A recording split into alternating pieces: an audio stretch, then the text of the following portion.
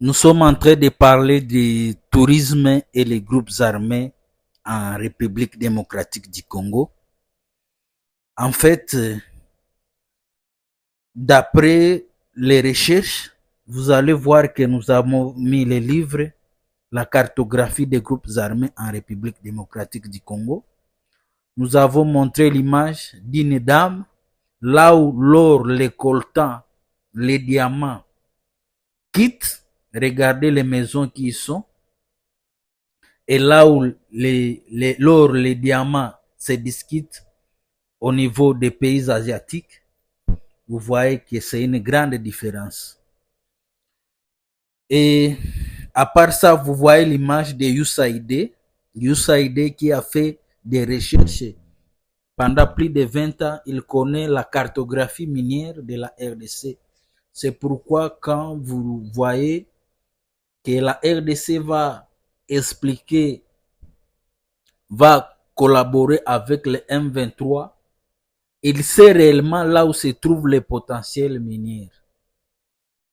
Il y a eu la SADC, il y a eu l'EAC, il y a l'Union africaine, l'Union européenne, les Nations unies, la MONUSCO, tout le monde est en RDC, mais personne ne veut pas trouver la solution. C'est nous, en tant que population locale, que nous devons prendre la responsabilité. C'est vrai que chacun se retrouve d'une manière ou d'une autre, parce que nous savons que lorsque USAID était actif en RDC, il y a eu beaucoup d'ONG qui ont œuvré au Nord Kivu, au Sud Kivu, au Tanganyika, au Ouélé, Bazouélé. Ils ont amené beaucoup d'argent. C'est vrai, ils étaient dans des recherches, mais à part cela, et aussi, ils voyaient comment ils peuvent se retrouver. Parce que la question, c'est de savoir pourquoi les Nations Unies, la MONUSCO, engagent beaucoup de dépenses en RDC pendant plus de 25 ans. Comment ils se retrouvent dans l'opération? Parce que c'est eux seulement les donateurs, mais c'est nous qui sommes toujours dans les lamentations, dans les pleurs, dans l'attentisme. Je voulais appeler la jeunesse, nous devons changer le paradigme. Nous devons penser acheter et client, pas aider. Acheteur et client, nous devons penser service. Et je vous parle que nous sommes en retard par rapport aux pays de l'Est parce qu'ils ont organisé les routes, et ils ont organisé leur administration, et ils ont organisé, au moins, et ils ont la logique dans les choses. Mais par rapport à nous, à la RDC, nous avons beaucoup de choses d'une manière interne et externe que nous devons prendre les choses en main. En fait, comment les groupes armés se retrouvent dans la vie et on nous dit il n'y a rien pour rien. Vous devez savoir que beaucoup de gens aiment la RDC. Nous avons des potentiels humains, nous avons des potentiels halieutiques, nous avons des potentiels agricoles, des potentiels touristiques, mais malheureusement, les potentiels touristiques miniers a bloqué d'autres activités. C'est pourquoi nous sommes en train de voir comment apporter la solution. Et vous devez savoir que les minerais, c'est quelque chose qui est non renouvelable. Une fois que ça va s'épuiser, on va nous laisser dans les déserts. Comment stopper l'hémorragie? Comment aider la population à trouver la solution? Comme vous voyez sur cette image, vous devez savoir que les groupes armés, beaucoup de groupes armés sont dans des carrés miniers où ils font la loi. Donc, c'est eux les acheteurs.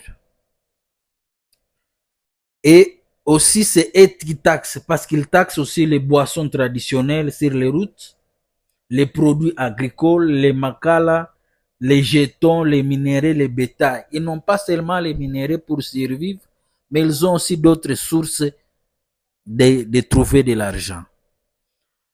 Et vous devez savoir que chacun se retrouve dans l'opération, que vous soyez douanier, que vous soyez commerçant, que vous soyez quelqu'un de l'OCC, quelqu'un de l'OFIDA, tout le monde se retrouve dans l'opération. Il ne faut pas se tromper. Ce qui reste, c'est seulement la logique. Parce que nous nous condamnons lorsque la vie humaine, on tue les gens, lorsque la vie se perd à cause des biens matériels que nous allons, à cause de l'argent que nous allons laisser. Vous devez savoir que l'argent est passager, mais c'est nous les humains qui diront éternellement. Et nous devons organiser notre pays, nous organiser pour que nous puissions stopper la tuerie humaine que nous sommes en train de vivre à l'est de la République démocratique du Congo. Vous devez savoir que des groupes armés font travailler des gens d'une manière par force. Ils ont des barrières et des taxes illégales, ils font des pillages, ils volent, il faut des vols à main armée, des violences et des vols et la corruption et la fraude. Vous devez vous rappeler qu'un jour le président Joseph Kabila a dit aux militaires qu'ils doivent choisir entre les affaires et l'armée. Parce qu'on avait constaté à cette époque-là, la période de Laurent Kunda, Bosco Taganda, les militaires étaient dans les affaires. Et vous devez le savoir que à cette époque, ils ont des monopoles, c'est eux qui font la loi sur les matières premières. Et c'est ce qui nous bloque. Et à un certain moment, les Nations Unies ont voulu stopper l'achat des minerais premiers en disant qu'il faut acheter en Australie, au Brésil et au Canada, mais la matière première en RDC a une autre qualité. Et ça se trouve à moins de 1 mètre à 6 mètres. Vous avez le coltan, vous avez l'eau, vous avez...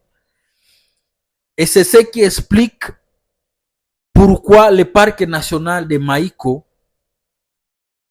il n'y a pas de touristes. Parce que avant d'atteindre le parc national de Maïko, il faut arriver au niveau de Walikale, Akita, de Goma.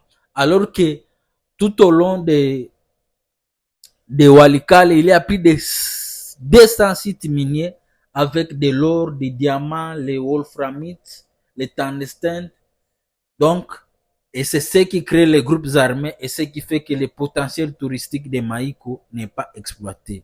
Mais c'est possible que nous puissions exploiter, nous tous ensemble, les potentiels miniers que nous avons avec d'autres activités comme l'agriculture, l'élevage, la pêche et le tourisme. Parce que nous tous, nous devons réussir. Vous devez savoir que même si on dit qu'on fraude, il y a des limites naturelles, mais aussi les postes. Parce que nous avons les lacs, nous avons le parc national de Virunga, nous avons des montagnes. Donc, quitter Massissi pour aller à Mombasa, pour aller à Dar es Salaam, il faut des véhicules, il faut des avions, il faut des gens. Alors que nous, on n'est pas des monstres. Donc, c'est un circuit. Et ce circuit doit être bien organisé. Nous ne devons pas... Donc, l'argent, c'est quelque chose qui est éphémère, qui est passé. Comme vous voyez sur cette image, j'ai mis les billets de 50 francs. Ces billets actuellement n'ont pas de valeur. Vous ne pouvez pas acheter avec ça. Même si on vous donne tout ça, ça ne représente rien. Mais moi, je prône pour la vie humaine. Lorsqu'on tue son frère à cause des diamants, des coltans, des wolframites, alors qu'on ne mange pas ces minéraux, alors que ça ne fait pas fonctionner le cerveau. Le cerveau a besoin d'être fonctionné avec de la nourriture. Nous devons commencer par l'agriculture et nous devons être sérieux. Vous avez vu les discours de Nicolas Kazadi. Donc, les politiciens, ils récoltent les taxes, ils se partagent entre eux la part du lion, l'argent de la Banque mondiale, l'argent de l'FMI, l'argent des ONG, et ils se font la part du lion et la population vit dans la pauvreté. Et c'est ce que nous sommes en train de dire, que c'est notre responsabilité de prendre les choses en main. Nous allons mourir d'un moment à l'autre, mais qu'est-ce que nous allons laisser à la génération future? Nous comptons sur la jeunesse de 1990 à prendre conscience, à voir loin, à ne pas se contenter de la vie présente, mais aussi à voir la vie future. Pourquoi le Canada, l'Australie et d'autres pays, le Brésil, jouissent de leurs richesses, mais nous non?